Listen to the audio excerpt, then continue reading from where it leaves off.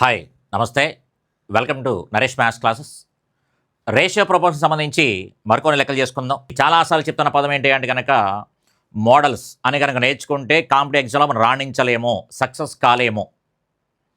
Okay, ఎందుకని అంటే కనుక మీరు ఒక 100 మోడల్స్ నేర్చుకున్నాము అని ఫీలింగ్తో ఉంటారు, కానీ ఎగ్జామ్లో 101వ మోడల్ ఉంటుంది.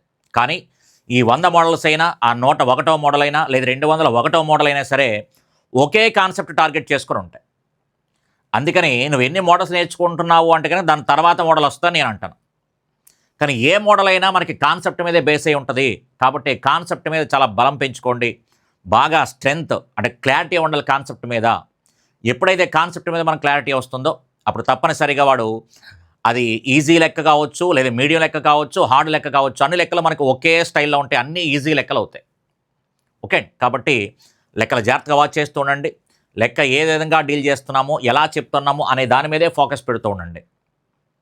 ఓకే, లెక్కలు చేద్దాం, జాగ్రత్తగా వాచ్ చేయండి. ఏ, బి మరియు సి ఖర్చుల నిష్పత్తి 4:9:5. వారి యొక్క పొదుపులు వరుసగా ఇక్కడ ఖర్చుల నిష్పత్తి ఇచ్చాడు, ఖర్చులకి సంబంధించి మాట్లాడుతున్నాడు. వారి యొక్క పొదుపులు వరుసగా 20%, పొదుపులు 20% అని చెప్పాడు. పొదుపు 20%, 25%, 16.66%. వారి యొక్క మొత్తం ఆదాయము 46,000 మొత్తం ఆదాయం. అయినా ఏ ఆదాయం ఎంత? ఏ ఆదాయం అడిగాడు కాబట్టి, ఏ గురించి మాట్లాడాడు కాబట్టి పూర్తిగా చెప్పకుండానే, ఉదాహరణకి ఇప్పుడు 20% అంటే మీనింగ్ ఏంటి మనకి? 1/5. వాడు పొదుపు అని చెప్పాడు కాబట్టి పొదుపు అని చెప్పాడు. వాడు వాడిన పదం పొదుపు అని చెప్పాడు. 20% అంటే 1/5 అంటే 5కి ₹1 పొదుపు చేస్తున్నాడు అని అర్థం. 5కి ₹1 పొదుపు చేస్తున్నాడు అంటే అతని ఆదాయం ₹5 అయితే, అతని ఆదాయం ₹5 అయితే ₹1 పొదుపు చేస్తున్నాడు. 20% పొదుపు చేస్తున్నా అని చెప్పాడు కాబట్టి ప్రతి ₹5కి ₹1 పొదుపు చేస్తున్నాడు. ₹5కి ₹1 పొదుపు చేస్తున్నాడు అంటే ఖర్చు ఎంత? ₹4 అని అర్థం. ఖర్చు మనకి ₹4 అని అర్థం. ఇలా ఒక జనరల్ ఎక్స్ప్రెషన్ ద్వారా ఏమవుతుంది అంటే కనుక అతని ఆదాయం అడిగాడు. మరి ఏ యొక్క ఆదాయం అడిగాడు కాబట్టి ఏ యొక్క ఆదాయం తాలూకు నెంబర్ ఎంత? 5. అందుకని కింద ఉన్న ఆప్షన్లో మనకి 5వ ఎక్కం పోవాలి. అయితే అన్నింటిలోనూ మనకి 3 zeros అనేవి కామన్గా ఉన్నాయి కాబట్టి, అన్నింటిలో 3 zeros అనేవి కామన్గా ఉన్నాయి కాబట్టి 8లో పోదు, 9లో పోదు, 10లో 5 పోతుంది, 12లో పోదు. ఇక్కడ సమాధానం ఎంత అంటే ఏం చెప్పచ్చు? 10,000 అని చెప్పచ్చు. అన్నింటిలోనూ వేలు అనే పదం కామన్గా ఉంది, 3 zeros కామన్గా ఉన్నాయి కాబట్టి 8లో 5 పోదు, 9లో 5 పోదు, 10లో 5 పోతుంది, 12లో 5 పోదు. ఇక్కడ సమాధానం ఎంత అంటే 10 అని చెప్పచ్చు. అలా ఆప్షన్ వాడుకోగలగాలి. ఓకే, కాబట్టి ఎగ్జామ్ హాల్కి వచ్చినప్పుడు మనకి ఇలాంటి చిన్న చిన్న టెక్నిక్స్ వల్ల ఏమవుతుంది, టైం సేవ్ అవుతూ ఉంటుంది. లెక్క చేయలేమని కాదు, లెక్క చేయగలగడం రావాలి, కాన్సెప్ట్ యూజ్ చేయడం కూడా రావాలి, ఇలా ఆప్షన్ ఓరియంటేషన్ కూడా చేయగలగాలి. జాగ్రత్తగా అబ్జర్వ్ చేస్తే కనుక మనకి చూడండి ఒకసారి, మన ప్రకారంగా ఆదాయానికి సంబంధించి మాట్లాడుకుంటే, ఆదాయానికి సంబంధించి ఏ అనేవాడు, బి అనేవాడు, సి అనేవాడు గురించి మాట్లాడుకుంటే, ఏబిసిల గురించి మాట్లాడుకుంటే, ఏ ఆదాయము, బి ఆదాయము, సి అనే ఆదాయం గురించి మాట్లాడుకుంటే ఇక్కడ చేస్తాం చూడండి ఒకసారి. స్పేస్ ఉంది కాబట్టి ఇక్కడ చేసేద్దాం. అది సాధ్యమైనంత వరకు క్వశ్చన్ ఎప్పుడు కూడా మనకి సాల్వ్ చేసేటప్పుడు మనకి, ఎందుకంటే మనకి ఒక బుక్లెట్ లాంటిది ఇస్తూ ఉంటాడు కాబట్టి అక్కడే చేయగలిగే కెపాసిటీ సంపాదించాలి. ఓకే, ఆ ప్రశ్నలో చదువుతున్నప్పుడే అక్కడే చిన్న చిన్న అక్షరాలతో, పొడి అక్షరాలతో రాస్తూ మనం అలవాటు చేసుకోగలిగితే, స్పేస్ని ఎప్పుడైతే కుదించి మనం చేయగలుగుతామో, ఆలోచన చాలా ఫాస్ట్గా పరిగెడుద్ది.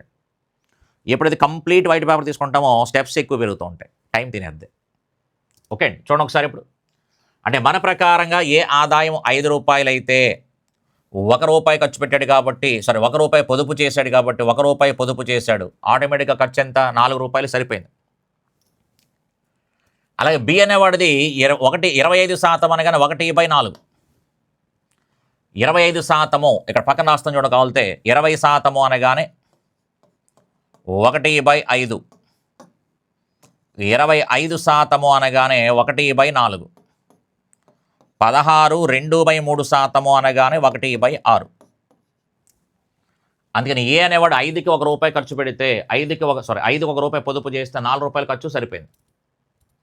బి అనేవాడు 4కి ₹1 పొదుపు చేస్తే ₹3 ఖర్చు అని అర్థం. ఇక్కడ వీడి దగ్గర మనకి ₹3 ఖర్చు, కానీ ఆ ప్లేస్లో వాడు బి అనేవాడి దగ్గర ఖర్చు ఎంత ఇచ్చాడు? 9 ఇచ్చాడు. అందుకని 3కి 9 అయితే అతని ఆదాయం 4 కాబట్టి 4కి ఎంత అంటే 12 రూపాయలు అవుతుంది. అంటే బి అనేవాడు ఆదాయం ఎంత అంటే కనుక క్లియర్గా మనకి 12 రూపాయలు అని చెప్పచ్చు. క్లియర్గా మనకి ఏ అనేవాడు కరెక్ట్గా సరిపోయింది కాబట్టి నువ్వేం చేయక్కర్లా, ఆ నెంబర్ సరిపోయింది. 5కి ₹1 పొదుపు చేస్తున్నాడు, 4 రూపాయలు ఖర్చు సరిపోయింది. కానీ బి అనేవాడి దగ్గర చూడొకసారి, బి అనేవాడి దగ్గర మాత్రం 4 రూపాయలు సంపాదిస్తే ₹1 పొదుపు చేస్తున్నాడు, ఖర్చు 3 రూపాయలు మన ప్రకారం, కానీ వాడు ఆ ప్లేస్లో 9 అని ఇచ్చాడు. అందుకని ఆ పాయింట్ చేశాను. 3కి 9 అయితే 4కి ఎంత అంటే 12. నెక్స్ట్ ఇక్కడ గమనించి ఒకసారి 6కి ₹1 పొదుపు చేస్తున్నాడు, 6కి ₹1 పొదుపు చేస్తున్నాడు అంటే ఖర్చు ఎంత? ₹5 సరిపోయింది. ఖర్చు ₹5 సరిపోయింది కాబట్టి ఆదాయం ఎంత అంటే కనుక క్లియర్గా మన ప్రకారంగా ₹6. అంతే. ఇక్కడ క్లియర్గా మన ప్రకారం మొత్తం ఆదాయం ఎంత అంటే 5 17 17 ప్లస్ 6 ఎంత అంటే ₹23 మన ప్రకారం మొత్తం ఆదాయం. మన ప్రకారంగా మొత్తము ఆదాయము ₹23. ఆ ప్లేస్లో వాడు ₹46 ఇచ్చాడు. 46 అంటే 1000, 46,000 ఇచ్చాడు. అక్కడ 46,000 ఇచ్చాడు. 23కి 46,000 అయితే ఏ అడిగాడు కాబట్టి ఏ అంటే కనుక నెంబర్ ఎంత? 5కి ఎంత? 43కి డబల్, సారీ 43 కాదు, 23కి డబల్ 46, 5కి డబల్ ఎంత అంటే 10 కాబట్టి 10,000 అని చెప్పచ్చు. 5కి డబల్ ఎంత అంటే కనుక 10,000 అని చెప్పవచ్చు అనమాట. ఓకే, కాబట్టి అక్కడ ఉన్నటువంటి పాయింట్ని ఏ రకంగా యూజ్ చేస్తున్నాను చూడండి ఒకసారి. అక్కడ ఉన్న శాతాలను వాడేస్తాను నేను. శాతాలు 20% అనగానే అతని ₹5 ఆదాయంలో ₹1 పొదుపు చేస్తున్నాడు అంటే ₹4 ఖర్చు పెడుతున్నాడు. ఆ ఖర్చు అనేది కూడా వాడే ఇచ్చేసాడు కాబట్టి 4 సరిపోయింది కాబట్టి ఆదాయం ₹5, రూపాయి పొదుపు అని అర్థమవుతుంది. ఎటొచ్చి బి అనేవాడి దగ్గర కొంచెం ఆలోచించాం. ఎందుకంటే మన ప్రకారంగా ప్రతి ₹4కి ₹1 పొదుపు చేస్తున్నాడు అనగానే మన ప్రకారం వాడేమో అక్కడ మనకి ఖర్చు ఎంత వచ్చింది? ₹3 వచ్చింది, కానీ వాడిచ్చింది 9. అందుకని అక్కడ లెక్క చేశాం. మన ప్రకారం 3కి 9 అయితే 4కి ఎంత అంటే 12 అని చెప్పచ్చు. అటు మన ప్రకారంగా ఆదాయము, వాడి ప్రకారంగా ఆదాయం కనెక్ట్ చేసుకున్నాం అంతే. అలా చేయడం ద్వారా మనకి ఏమవుతుంది? మొత్తం ఆదాయం ఇచ్చాడు కాబట్టి మన ప్రకారం కూడా మొత్తం ఆదాయం వేసాం. ఓకే, నెక్స్ట్ మరొక ప్రశ్న. ఈ ప్రశ్న కాబట్టి ఒకసారి ఏబి ఆదాయాల మధ్య నిష్పత్తి 3:4, వారి ఖర్చుల నిష్పత్తి 4:7, వారి యొక్క పొదుపులు సమానం అని చెప్పాడు.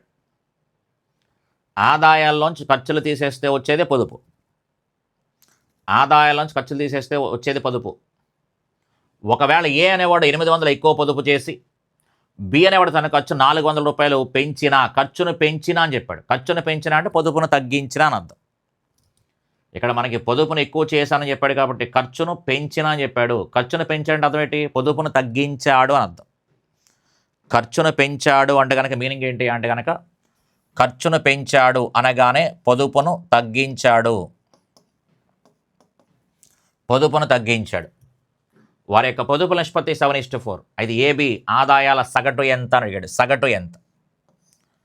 ఎప్పుడైతే మనకి ఏ అనేవాడికి సంబంధించి బి అనేవాడికి సంబంధించి ఆదాయాల యొక్క సగటు, ఏ ఆదాయం ఎంత? ₹3, బి ఆదాయం ఎంత? ₹4. వాళ్ళిద్దరికీ సగటు అంటే యావరేజ్ ఎంత అవుద్ది? 3 + 4 7, 7ని సగం చేస్తే 3.5 అని చెప్పచ్చు.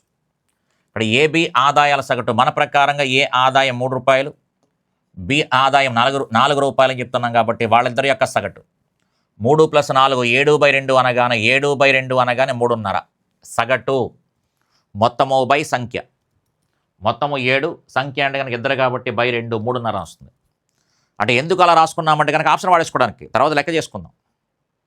3.5 అనగానే మన ప్రకారం సగటు 3.5 అంటే 35తో రిలేటెడ్. 35 అంటే 7వ ఎక్కం పోయేది. అందుకని మనకి 35తో రిలేటెడ్ కాబట్టి కింద ఉన్న ఆప్షన్లో కూడా మనకి అదే 7వ ఎక్కానికి సంబంధించి అయి ఉండాలి. 35 అనగానే ఇది మనకి 7 టేబుల్కి సంబంధించింది. 35 అనేది మనకి 7 టేబుల్కి సంబంధించింది కాబట్టి ఇక్కడ మనకి 7 టేబుల్ పోదు, ఇక్కడ మనకి 7 టేబుల్ పోతుంది. 2 zeros కామన్గానే పక్కన పెట్టండి. 29లో మనకి 7 టేబుల్ పోదు, 50లో కూడా 7 టేబుల్ పోదు. కాబట్టి సమాధానం ఎంత అంటే ఏం చెప్పచ్చు? 4200, 42 7 టేబుల్ పోద్దు కాబట్టి. అలా మనకి లెక్క చేయకుండానే చూడండి ఆప్షన్ మాట్లాడుకున్నాం, తర్వాత లెక్క చేసుకుంటాం. లెక్క నేర్చుకోవాలి, ఎగ్జామ్ హాల్లో చేసే విధానం కూడా రావాలి. లెక్క చేద్దాం అనుకుంటే కనుక ఏం చెప్తున్నాము, వాడు ఆదాయాలకి సంబంధించి 3:4 అని ఇచ్చాడు. ఏ అనేవాడు ఆదాయము, బి అనేవాడు ఆదాయము 3:4 అని ఇచ్చాడు. అలాగే ఖర్చులకి సంబంధించి 4:7 అని ఇచ్చాడు. అయితే పొదుపులు సమానము అని చెప్పాడు. పొదుపులు సమానము అని చెప్పాడు కాబట్టి ఆదాయంలోంచి ఖర్చును తీసేస్తే వచ్చేది పొదుపు. ఎగ్జాంపుల్ మనకి ఏ అనేవాడు 3 రూపాయలు సంపాదిస్తున్నాడు అని అనుకుంటే 4 రూపాయలు ఖర్చు పెడుతున్నాడు. ఈయన సింక్ అయిందా? లేదు. ఎందుకంటే 3 రూపాయలు ఖర్చు పెడుతున్నాడు, 4 రూపాయలు పొదుపు చేస్తున్నాడు అంటే కనుక, 4 రూపాయలు ఖర్చు పెడుతున్నాడు అంటే కనుక కష్టం కదా. వాడి దగ్గర ఉన్న డబ్బులు పూర్తిగానే ఖర్చు పెట్టాలి, అంతే తప్ప ఎక్స్ట్రా ఖర్చు పెట్టాలంటూ ఉండవు మన దగ్గర. అందుకని ఇక్కడ క్లియర్గా మనకి ఆ కాన్సెప్ట్ అనేది కొంచెం ఇబ్బందికరంగా ఉంది. అందుకని ఖచ్చితంగా ఖర్చు పెడుతున్నాడు కాబట్టి ఇక్కడ సమానంగా రావాలని చెప్పేసాడు. అందులో కూడా పొదుపులు సమానం అని వాడే చెప్పాడు. పొదుపులు సమానము అని చెప్పాడు. ఇద్దరు కూడా మనకి పొదుపులు సమానం అని చెప్పాడు కాబట్టి వీడు ఆదాయంలోంచి ఖర్చును తీసేస్తే వచ్చే పొదుపు, వీడి ఆదాయంలోంచి వీడి ఖర్చును తీసేస్తే వచ్చే పొదుపు, ఈ రెండూ సమానం అని చెప్పాడు కాబట్టి సమానం అని చెప్తున్నాడు కాబట్టి ఏం చెప్పాము, ఇది సమానంగా రావడం లేదు. అందుకని ఇక్కడున్న ఈ గ్యాప్ తోటి పై నిష్పత్తిని గుణించండి, పైన ఈ గ్యాప్ తోటి కిందన నిష్పత్తిని గుణించండి చెప్పాను. ఎప్పుడైనా మనం సమానంగా పెరగాలి లేదా సమానంగా తగ్గాలి అనుకున్నప్పుడు కింద ఉన్న గ్యాప్ తోటి పై నెంబర్ని, పై నిష్పత్తిని, పైన ఉన్న గ్యాప్ తోటి కింద నిష్పత్తిని గుణించినట్టయితే చూడండి ఒకసారి. ఇప్పుడు 3 3 ఎంత అంటే కనుక 9, 3 4 ఎంత అంటే కనుక 12. ఈ 1తో గుణిస్తే కనుక ఇది 4 అవుతుంది, ఇదేమో 7 అవుతుంది. ఇప్పుడు ఏమైంది, ఏ అనేవాడు 9 రూపాయలు సంపాదిస్తే 4 రూపాయలు ఖర్చు పెడుతున్నాడు అంటే పొదుపు ఎంత, 5 రూపాయలు. బి అనేవాడు 12 రూపాయలు ఖర్చు పెడితే 7 రూపాయలు ఖర్చు పెడుతున్నాడు. బి 12 రూపాయలు సంపాదిస్తే 7 రూపాయలు ఖర్చు పెడుతున్నాడు. వాడు పొదుపు ఎంత, వాడిది కూడా 5 రూపాయలు. పొదుపులు కూడా సమానంగా వచ్చాయి. అందుకని గ్యాప్స్తో గుణించినప్పుడు అవి ఖచ్చితంగా సమానంగా వస్తాయి. అందుకని క్లియర్గా మనకి ఇది 5, ఇది 5, ఇలా పొదుపులు సమానం అని చెప్పాడు. అక్కడతో ఆపేయడంటే లేదు. ఒకవేళ వీడి కనుక ఏ అనేవాడు 800 ఎక్కువ పొదుపు చేసి బి అనేవాడు పొదుపును 400 తగ్గిస్తే ఖర్చును 400 పెంచండి, పొదుపును తగ్గించడం అర్థం. అప్పుడు రేషియో పొదుపుల నిష్పత్తి ఎంత, 7:4 అని చెప్పాడు. అంటే 5:5గా ఉండే రేషియో కాస్త 7:4 అయిందని చెప్తున్నాడు. 5:5గా ఉండే రేషియో కాస్త 7:4 అయిందని చెప్తున్నాడు. అలా అయినప్పుడు చూడొకసారి 5 రూపాయలుగా ఉండే పొదుపు 7 రూపాయలు అయిందని చెప్తున్నాం. అంటే 2 రూపాయలు పెరిగింది మన ప్రకారంగా 2 రూపాయలు పెరిగింది. అలాగే 5 రూపాయలుగా ఉండే పొదుపు ఎంత అయింది, 4 రూపాయలు అయిందంటే కనుక 1 రూపాయి తగ్గింది, -1 రూపాయి అని చెప్పేసాడు. అందుకని ఈ ప్లేస్లో వాడు ఇక్కడ ఏం చెప్పాడు, ఈ ప్లేస్లో 800 అని చెప్పాడు. ఒకసారి మన ప్రకారం 2 రూపాయలు పెరిగిందంటే ఆ ప్లేస్లో వాడు 800 అని చెప్పాడు. మన ప్రకారంగా 1 రూపాయి తగ్గింది అనుకుంటే వాడి ప్లేస్లో 400 అని చెప్పాడు. కరెక్ట్గా సింక్ అయిపోయింది ఒకసారి. ఈ ప్లేస్లో వాడు 800 అని చెప్పాడు, ఈ ప్లేస్లో వాడు 400 అని చెప్పాడు. అందుకే 2కి 800, 1కి 400 కదా. అందుకని అదే పాయింట్ వాడేసుకొని 1కి 400 అయితే వాడు అడిగిన ప్రశ్న సగటు కాబట్టి మన ప్రకారంగా సగటు ఇవి ఆదాయాలు, ఏబి ఆదాయాలు. ఆప్షన్ వాడుకోవడానికి వాడే సగటు 3.5 అని చెప్పాం కాబట్టి అది కాదు. అది ఆప్షన్ వాడుకోవడానికి లెక్క ఏమీ చేయకుండా చెప్పిన పదాలవే. ఆప్షన్ వాడుకోవడానికి మనం చేస్తున్నప్పుడు మనం ఇలా పోవాలి అని చెప్పాను కాబట్టి దానికోసం చెప్పిన పదం అంతే. ఓకే అండి. కానీ ఇప్పుడు లెక్కన చేసుకుంటూ వచ్చాం కాబట్టి ఏబి ఆదాయాలు అంటే ఏమవుతాయి, 9, 12 అవుతాయి, 3, 4 కాదు. ఆప్షన్ వాడుకోవడానికి వాడిన దాన్ని కాబట్టి 9, 12 అవుతాయి. కాబట్టి 9, 12 సగటు ఎంత అంటే కనుక 10.5. ఇక 9, 12 కలిస్తే 21. ఈ 21లో సగం, ఎందుకంటే బై 2 చేయాలి కదా, సరాసరి సగటు అడిగాడు. సగటు అడిగాడు కాబట్టి 10.5, 10.5కి ఎంత అంతే. క్లియర్గా సమాధానం ఎంత అంటే కనుక ఒక పాయింట్కి 0 పోతే 40 × 105 4200. ఇంకా ఆన్సర్ తెలిసిపోయింది కాబట్టి రాసేసుకుంటున్నాం. లేదా 40 × 105 గుణించండి 4200 వస్తుంది. 40 × 105 గుణించండి 4200 వస్తుంది అని చెప్పచ్చు. ఫస్ట్ మనం వాడుకుంది ఈ లెక్క అంతా చేయకుండా ఏ ఆదాయం 3, బి ఆదాయం 4 అని కనిపిస్తుంది కాబట్టి సగటు ఎంత అంటే కనుక 3.5 అని వచ్చింది. కిందన్న ఆప్షన్లో 7 ఎక్కం పోవాలి. కిందన్న ఆప్షన్లో 7 ఎక్కం పోవాలి. ఎక్కడ మనకి 7 ఎక్కం పోతే అక్కడ టికెట్ వేసుకోవచ్చు. అంతే లెక్క, అక్కడతో క్లోజ్. ఓకే, అందుకని మనం ఎంత బలంగా యూజ్ చేస్తామో నిష్పత్తిని, శాతాన్ని, భిన్నాన్ని, నిష్పత్తిని, ఈ 3 ఎంత బలంగా వాడితే లెక్కలంతా ఈజీగా చెత్తకూడదు వదిలేయచ్చు అనమాట. చాలా చాలా స్పీడ్గా చేయొచ్చు. విత్ ఇన్ ఫ్రాక్షన్ ఆఫ్ సెకండ్స్లో ఆ క్వశ్చన్ చదువుతున్నప్పుడే వాడికి ఏం కావాలి, రిక్వైర్మెంట్ ఏంటి, వాడికి ఏం కావాలో అది ఇచ్చేస్తాం అంతే. వాడికి ఏం కావాలో అది ఇచ్చామని కూడా మన మార్క్ మనకి ఇస్తాడు. మనం అదంతా సోదంతా తిప్పి ఇంకా తప్పనిసరి పరిస్థితుల్లో చేయాల్సి వస్తే చేయాలి తప్ప ప్రతిసారి చేస్తూ కూర్చోకూడదు. ఓకే, చేయడం వచ్చినా సరే అవాయిడ్ చేసుకుని ఆప్షన్ వాడుకునే ప్రయత్నం చేసుకోవాలి. ఆ స్కిల్ డెవలప్ చేసుకునే ప్రయత్నం చేయాలి. నెక్స్ట్ మరొక ప్రశ్న. ఒక ఉద్యోగం కొరకు ఎన్నికైన మరియు ఎన్నిక కాని వారి మధ్య నిష్పత్తి 19:17. 19:17. ఒకవేళ 1200 మంది తక్కువ దరఖాస్తు చేసుకుని ఉంటే, 800 మంది తక్కువ మంది ఎన్నిక అవుతారు. అప్పుడు ఎన్నికైన కాని వారి మధ్య నిష్పత్తి 1:1. అది ఉద్యోగం కోసం దరఖాస్తు చేసుకున్నవారు ఎందరు అడిగిన ప్రశ్న ఇది. ఉద్యోగం కోసం దరఖాస్తు చేసుకున్నవారు ఎంతమంది అని చెప్పాడు. దరఖాస్తు చేసుకున్నవారు అంటే కనుక సెలెక్ట్ అయిన వాళ్ళు, సెలెక్ట్ కాని వాళ్ళు ఇద్దరు ఉంటారు. సెలెక్ట్ అయిన వాళ్ళు ప్లస్ సెలెక్ట్ కానివారు. ఆ రేషియో మనకి ఎన్నికైన వారు, ఎన్నిక కాని వారి నిష్పత్తి ఇక్కడ క్లియర్గా మనకి 19:17 ఇచ్చాడు. ఇక్కడ 19:17 అనగానే 19 + 17 ఎంత? 36. అది ఇక్కడ టోటల్ అభ్యర్థులు అనగానే మన ప్రకారంగా 36 కాబట్టి కింద ఆప్షన్లో 36 ఎక్కం పోవాలి. మన ప్రకారంగా టోటల్ అభ్యర్థులు 36 కాబట్టి కింద ఆప్షన్లో 36 పోవాలి. కామన్గా ఉన్న 2 జీరోస్ పీకేస్తే 36 48లో పోదు, 36 84లో పోదు, 36 72లో పోతుంది, 36 60లో పోదు. ఇక్కడ సమాధానం ఎంత అంటే ఏం చెప్పొచ్చు? 7200 అని చెప్పొచ్చు. సమాధానం ఎంత అంటే 7200. ఓకే, ఆ రకంగా మనం ఆప్షన్ వాడుకోగలిగితే కనుక చాలా స్పీడ్గా వెళ్తూ ఉంటాయి. ఇన్ కేస్ అక్కడ మనకి సెట్ అవ్వకపోతే కనుక ఇంకొక అవకాశం ఉంది. ఇంకొక అవకాశం ఏంటి అంటే కనుక క్లియర్గా మనకి 1200 మంది తక్కువ దరఖాస్తు చేసుకుంటే అని చెప్పాడు. అంటే 1200 తీసేస్తే, 1200 తీసేస్తే కనుక అప్పుడు టోటల్ ఎంత? 2. 1200 తీసేస్తే కనుక టోటల్ 2. 1200 మంది తక్కువ దరఖాస్తు చేస్తే అని చెప్పాడు కాబట్టి ఉన్నటువంటి ఆప్షన్లోంచి 1200 తీసేస్తే కింద ఉన్న ఆప్షన్ 2వ ఎక్కం పోవాలి అని చూస్తాం. అంటే ఇన్ కేస్ అలా 2 నిష్పత్తులు వచ్చినప్పుడు ఇంకా స్పీడ్గా అలుకోవచ్చు అనమాట. ఓకే, ఇక లెక్క తిరగొద్దాం అనుకుంటే వాడు అడిగిన పాయింట్ 1200 మంది దరఖాస్తు చేసుకుంటే అని చెప్పాడు. అప్పుడు 800 మంది తక్కువ మంది ఎన్నిక అవుతారని చెప్పాడు. అంటే వాడు క్లియర్గా చెప్తున్న పాయింట్ ఏంటి అంటే కనుక అప్లై చేసుకున్న వాళ్ళ గురించి మాట్లాడుతున్నాడు. నెక్స్ట్ సెలెక్ట్ అయిన వాళ్ళ గురించి మాట్లాడుతున్నాడు. అప్లై చేసుకున్న వాళ్ళ గురించి మాట్లాడుతున్నాడు, సెలెక్ట్ అయిన వాళ్ళ గురించి మాట్లాడుతున్నాడు.